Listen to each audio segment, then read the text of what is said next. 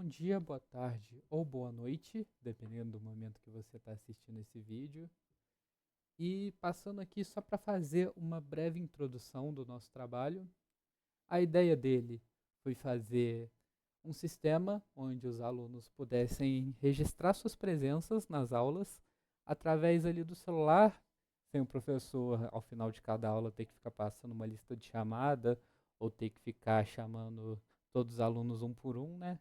Para economizar um tempo ali, de ajudar eh, a sair um pouco mais cedo, ou então ter um pouco mais de tempo disponível de aula, onde cada aluno ele pudesse registrar suas próprias presenças no app ali através de um código único. E para fazer isso, a gente criou dois sistemas e fez eles se comunicarem entre si. Um deles vai ser o app de celular, onde o aluno vai receber esse código único e vai registrar a sua presença através dele, e o outro um sistema web mais pensado para os professores, com o intuito deles fazerem o CRUD ali das suas aulas, né? Poderem registrar suas matérias, poder registrar suas aulas, ver como é que está a situação da turma ali em relação à presença em cada matéria, em cada aula individualmente também. Então a ideia foi mais ou menos essa, e o que a gente fez foi esses dois sistemas se comunicarem.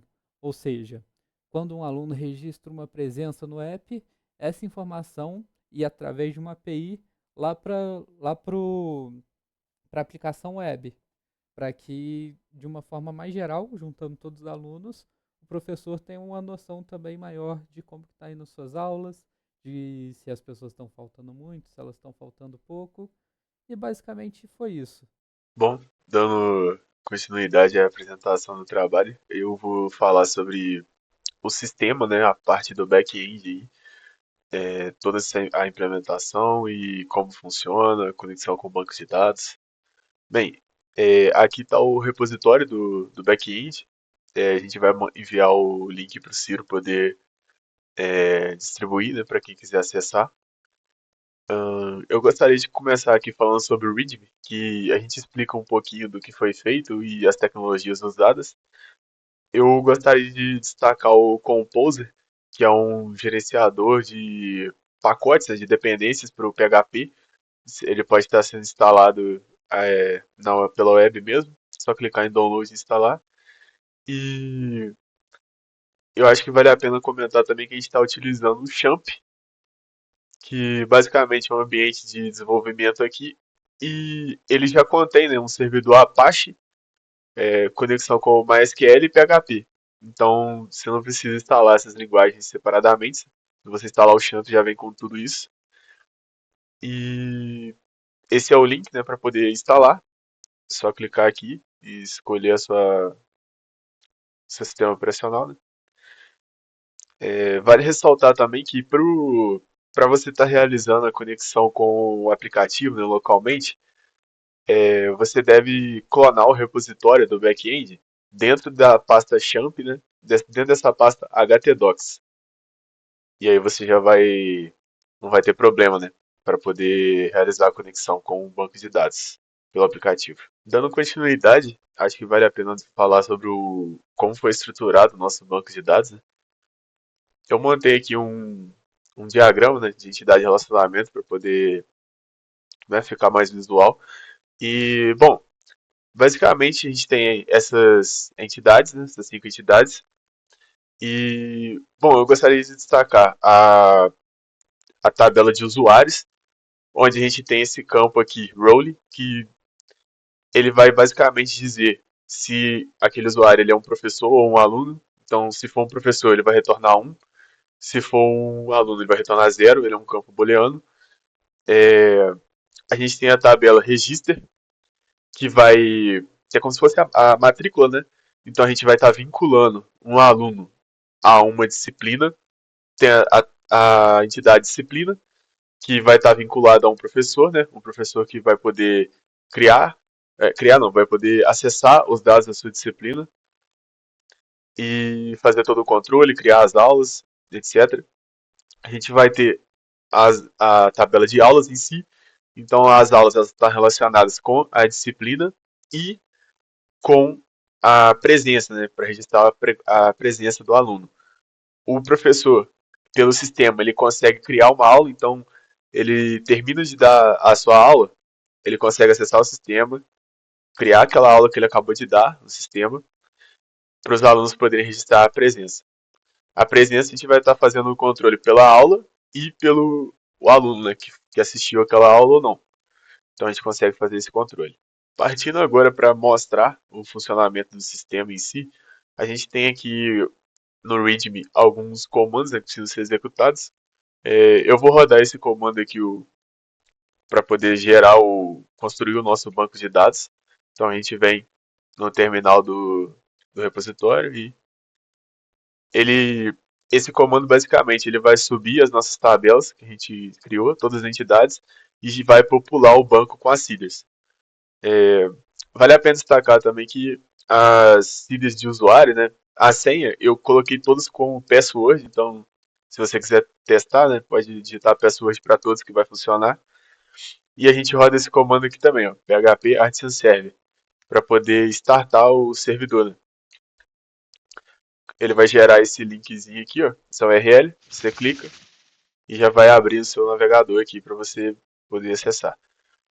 Bom, se a gente vir aqui na nosso banco de dados, no PHP Admin, na tabela de usuários, você consegue estar verificando os e-mails, né, saber quem é professor, quem que não é, etc. Aqui, ó, você, né, o campo role, os professores, eles estão setados como 1 e os alunos como 0. Então eu consigo pegar, por exemplo, aqui a professora Ana, consigo digitar o e-mail dela, a senha é password, e eu consigo estar acessando o painel, né, o dashboard dela. Aqui vai ficar listado todas as disciplinas que ela dá aula, que ela é a professora. No caso, a gente só colocou uma, né, só para a gente poder exemplificar como funciona. Mostra algumas informações básicas aqui. É possível fazer o logout, acessar o perfil dela e gerenciar as suas disciplinas. Então, ela vem aqui. Primeiro, a gente tem um formulário para ela poder estar cadastrando as novas aulas que ela, à medida que ela for dando, né? E basicamente a gente vai precisar desse código da aula, que é um código que o professor ele vai digitar lá, pode ser um código qualquer, para poder garantir que sempre vai estar diferente, né, para ele deixar aleatório o código do QR Code, para evitar de, de alguém conseguir ficar repetindo a senha e conseguir acessar. Além disso, vem a data, o horário de início e fim da aula e o local, que é um campo opcional, não precisa ser preenchido se não quiser, e ele vai estar podendo criar. E aqui ele consegue ver todo o controle, né? Consegue ter o controle das frequências dos alunos. Então ele tem a aula que ele criou, o dia, o horário, o local e a frequência dos alunos. Todos os alunos que estão matriculados já vão aparecer aqui e quando ele estiver presente, vai estar registrado o horário que foi marcada a presença. Certo. Bom, para exemplificar melhor, eu vou estar criando aqui uma aula nova. Então, você pode digitar qualquer código. Vou digitar esse aqui, a data, colocar o dia de hoje, o horário pode ser aqui, vai acabar meio-dia, o local, sala de aula e eu clico em criar. Aí aparece a mensagenzinha aqui, ó, aula criada com sucesso, perdão, e já puxa todos os alunos, né, para cá. À medida que os alunos forem registrando a frequência, isso vai sendo atualizado aqui na tabela também. E a gente tem esse botão para poder gerar o QR Code. Então, uma vez que você clica nele, como que ele funciona? Ele vai pegar o código que você inseriu lá e vai concatenar com 6 caracteres aleatórios para deixar, né, ainda mais seguro, né, essa questão da senha do QR Code. O QR Code e a senha vai ser exibida aqui também, para caso o aluno queira digitar no celular dele, ele pode ter essa opção também. E a gente volta para a tela de aulas. Aqui no sistema, a gente tem aqui o controle que exemplifica a criação do QR Code. Né? A gente utilizou a biblioteca Simple Software I/O, né? com pacotes do Facade, especificamente esse de QR Code, para poder estar gerando eles. E é aquele processo que eu falei. A gente vai pegar o código da aula que foi digitado e vai concatenar como uma string aleatória. E essa vai ser a nossa senha. E a gente vai exportar no formato de SVG, que vai ser exibido na nossa view. Bom, aqui nós temos um exemplo do aplicativo em uso. Você pode ver que ele está logando como aluno. Bom, ele vai clicar primeiramente ali para ver as aulas, as que estavam presentes e as que não. Posteriormente, clicar em registrar presença. Neste exemplo, a gente está usando a presença por código. O código é inserido. A presença é registrada com sucesso. E, por fim, ele mostra ali o status da presença como presente. Muito obrigado. Agora falando um pouquinho do meio de campo, né, de como que toda essa mágica acontece, da comunicação entre os dois sistemas, o aplicativo de celular e o sistema web, de como, por exemplo, o aluno registra a sua presença lá no app, isso aparece também lá na aplicação web, e de como que a professora, por exemplo, ela consegue registrar uma matéria ou então uma aula na aplicação web. Isso posteriormente vai aparecer lá para o aluno para ele registrar sua presença. Isso é feito através de uma API hash que a gente está fazendo, que é o cerne do nosso trabalho, e ela é implementada principalmente por esses dois controllers aqui, o Auth Controller e o Student Controller. O Auth Controller, ele obviamente ele é mais focado na questão da autenticação, né, do usuário para entrar no app, e ele funciona da seguinte forma: quando o usuário digita as informações de registration e password lá na área de login, a API vai verificar com o banco de dados se existe algum usuário que coincida com esses dois campos juntos, né? Caso sim, ele dá esse endpoint aqui com esse JSON do login realizado com sucesso, retornando também esse token, que é um token de autenticação, e o próprio usuário. E caso isso não seja verdade, né? Caso ele tenha colocado por algum motivo ali as suas informações erradas, retorna esse credenciais inválidas aqui no endpoint. No logout, ele vai deletar o token do usuário, porque a sessão vai ter terminado, né? E vai retornar isso daqui através desse JSON. E também vai, caso seja positivo, né? Ele vai retornar o próprio usuário como se fosse um objeto mesmo, com todos os seus campos ali. Vindo para cá, a gente vai fazer a lógica um pouco mais complexa aqui, né? Do Student Controller.